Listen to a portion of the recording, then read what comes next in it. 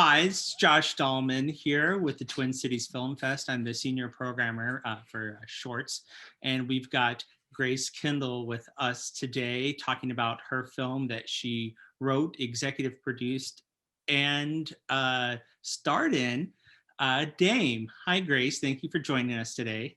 Hi, Josh. Thanks for having me. Sorry we didn't have you for the Twin Cities Film Fest for this before, but I'm very excited that we're doing an encore performance and be able to screen this again, because I think we had a lot of people that got to see it, but I think that we need even more eyes to see it again, because you not only were nominated for our breakthrough performance, which congratulations, very wonderful, but you also won the audience awards. That means a good portion of people did see it in the shorts, but we want to get a couple more eyes on it. So I thought we'd take a moment here today and just kind of talk through the film a little bit and give us a little insight. Yeah, we're so happy that it did so well with the audiences and happy to be there again for the encore screening. So just jump right into it. Talk me a little bit through Dame and how you first decided to kind of put pen to paper and write this story. Where does this come from? I had grown up a fan of old Hollywood. I grew up watching a lot of films with my mom, and it was something that always fascinated me. When I got a little bit older and started learning about actresses that I admired, like Elizabeth Taylor, I came across a lot of stories in their lives I had never heard about. And this story in particular that Dame is about is something that had never been told to me. And I found it to be such a moving, courageous moment in this woman's life who's so iconic that most of the people I spoke to had never heard about either. Pen went to paper probably about a year and a half ago or 2 years ago. I started sketching out what I thought the story would look like. And obviously that changed many times before we got to the final draft. I had much grander ambitions and then narrowed it down until it was 8 consecutive minutes on screen. And originally I wrote it to be a oneer shot in one take. We ended up cutting that up in the cutting room, but that's kind of where Dame came from. So this was originally meant to be something longer, or was it always more of a short, or just a longer short, or was it supposed to be an idea for like more of toward a feature? It was more towards a feature, and then people kind of told me to do something achievable, narrow it down. my first time out the gate, so I decided to move towards a short, and then from there, getting more and more focused in on this particular moment in Elizabeth's life that really spoke to who she was as a woman, coming back again from such a devastating loss after losing Mike Todd and coming back to set on Cat on a Hot Tin Roof. Was there a specific source material that you pulled this from? When you said like you were reading about it, was there a specific biography or anything that you were looking at? I've read a few biographies, but I actually came across this in like a magazine article. Oh, And it was really something that sparked my attention. And I truly had never heard this moment in her life. And I thought I knew not a lot, but I knew a considerable amount about old Hollywood. And so having never heard this, I realized that it was something that other people probably wanted to know about too. So I definitely took creative license in writing the film. It's my creative interpretation of what that first day back on set would have been for her. But there are a few things that are definitely factual. Like, they sent a production assistant down from MGM to like measure her cleavage on set. And that's in the film. That's true. Some of the moments with Richard Brooks, the director, very close to the source and came from interviews with Richard Brooks. And, the moment in the dressing room, she was given a necklace by Mike Todd. It was a heart solitaire necklace. And that's something that she did end up wearing throughout the whole film on Cat on a Hot Tin Roof. And you see her wearing that necklace. So that moment came from, it's my fictionalized version of it, but it was based in the truth and the facts. that's wonderful. I mean, I think that's a problem that I think some people have when they're watching biopics or any type of thing, that there is a little bit of artistic license that's always taken, but like, part of it, you're looking for like an emotional truth and everything. And I really think that's what struck me about you and your performance in it, is that it is very kind of grounded in centered. You're talking about all these different men in her life and all the men on the set and worrying about her cleavage and stuff. And it's very like, just like, I mean, even today still it's still like this, but on the sets, very Hollywood driven, old school, male dominated, women kind of just hit their mark and like do what they're told. And for you to take um this moment, this character, and can you walk me through that a little bit? Because it's the thing that's so impressive to me, and our audience may not know this. I think I told you this, but you're the first person we've ever nominated for one of our short films for these acting awards. And just because I really do think it's a breakthrough performance. You told me this was your first lead performance, which really impressed me. And I think that the magical thing that I like about it is very much, um, you know, you're emoting a lot, you're taking a lot in, and sometimes acting could be the biggest acting, but this is very an inward performance to me, and you're not acting against somebody for the majority of it. So can you walk me through that a little bit and how that came about? Wow, thank you so much for all of that. That means so much to me. I definitely put a lot of time and effort into preparing for this role. Obviously, you're not just going to get up the next day and play Elizabeth Taylor. There was a lot of pressure there to live up to, and I didn't want to let down her fans and people that really wanted to learn something more about her. Um, I I did a lot of personal work in preparing for the role, finding places in myself that are in alignment with Elizabeth and her life, and working with my coaches on that. And I think that's kind of the nuances that people pick up on and that you're speaking to here.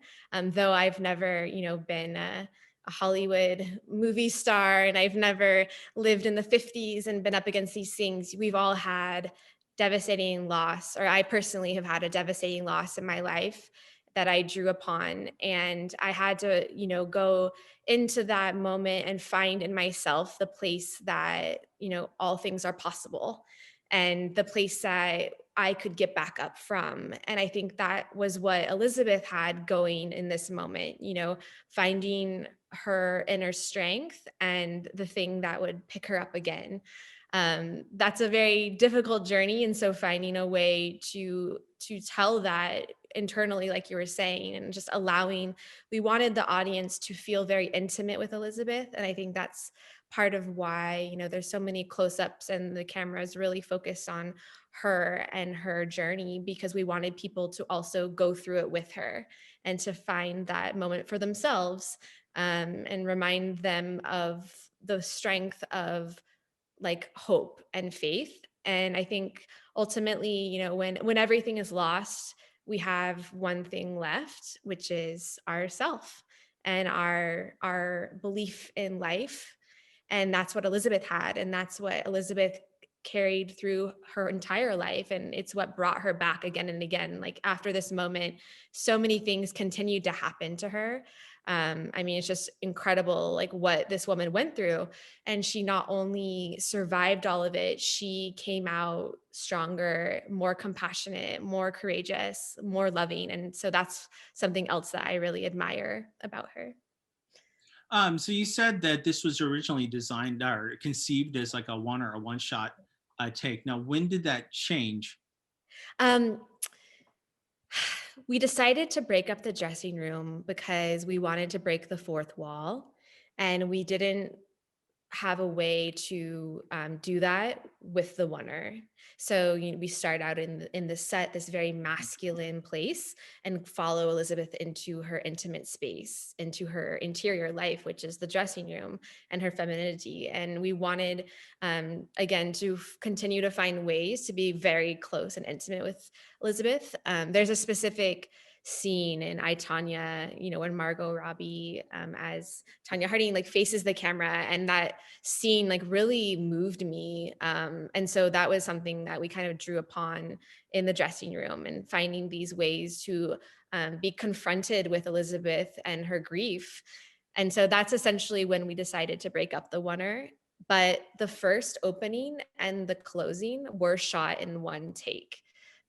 So that it does the film does uphold some of those elements and has that momentum that the oneer achieves without truly still being a oneer. So I think it's something that I'm proud of, and Foster, our director, is proud of as well.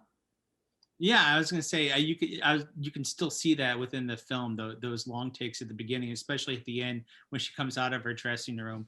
And I think that they're great. I mean, I think that that moment in the dressing room to break that up is nice because it is that isolation. She's away from everybody. I mean, kind of just a moment to be with her and breathe and her own kind of loss and thought and everything. So can you tell me a little bit about you? So this was your first lead role, right?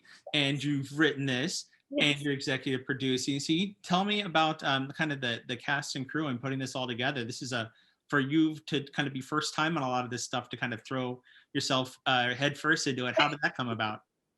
Yeah, I think I decided to learn best by doing and just making the film. What better school than that? I trained as an actress for a while, and I've had amazing coaches.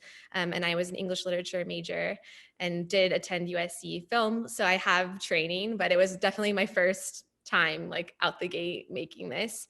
I had an incredible team. Foster Wilson, our director, was so talented. She came on board last summer after I had finished writing the script, and we were starting to kind of put together the creative team and department heads. And she brought on Catherine White, a DP, incredibly talented DP that she's worked on 5 films with.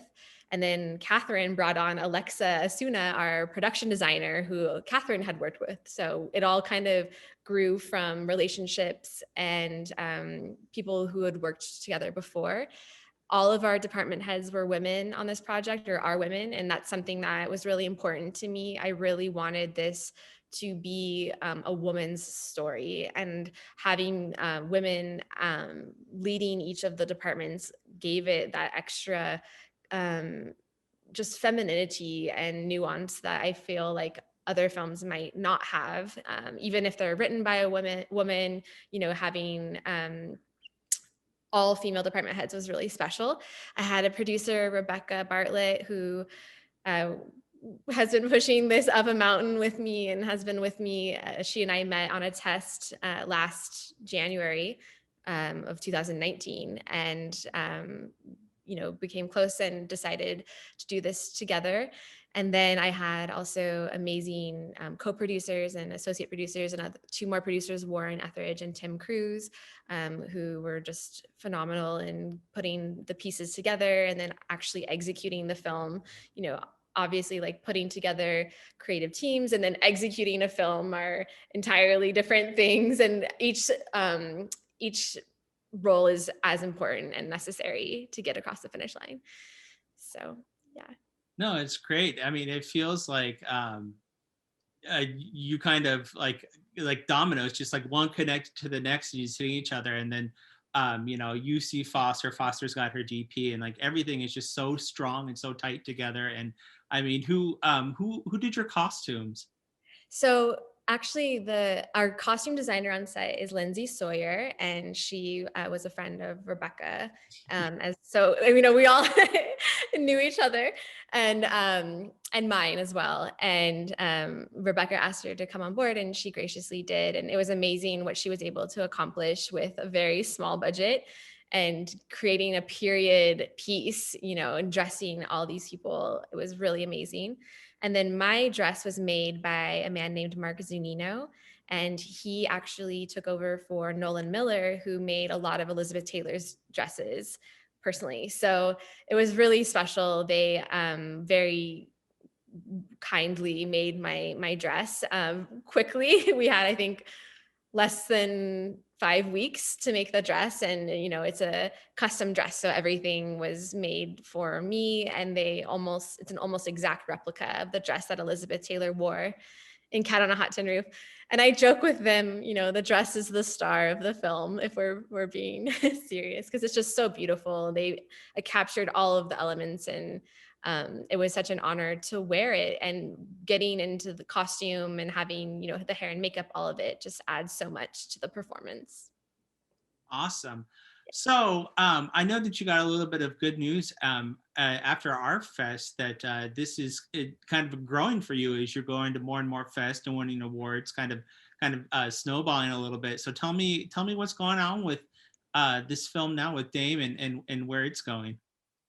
We're just so excited. It's been kind of a rocket ship, like, it just took off really quickly.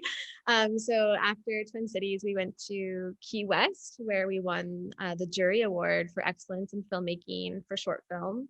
And then from there, we've actually qualified for consideration in the 93rd Academy Awards. And we have embarked upon an Oscar run for Dame, which has just been kind of mind blowing, just really wonderful, so exciting. We're the first Elizabeth Taylor biopic to qualify for consideration, which I think is just so special. Hollywood was Elizabeth's home, and I think it's time that we see her story on the screen in a way that we haven't seen from her before, from her perspective. Awesome. That's wonderful news. I wish you best of luck in the future with this and as everything goes, and hopefully you just keep on collecting more and more awards, and that Oscar hopes keep getting higher and higher, and that's this is great. More people that see this, I think that it's the best thing for you and for this film. It's just such a beautiful, like I said, intimate kind of film that I'm glad we had the opportunity to screen it at the fest, and we're getting this again. So thank you so much. I appreciate it, Grace. And if you've got anything else in the future, please send it our way. Yes, absolutely. I already have two more shorts in the pipeline, so I'll definitely keep you guys posted. And for Dame, yeah, it's just the beginning of the retelling for Elizabeth. So many more things ahead for sure for Dame as well. Okay, wonderful. Thank you.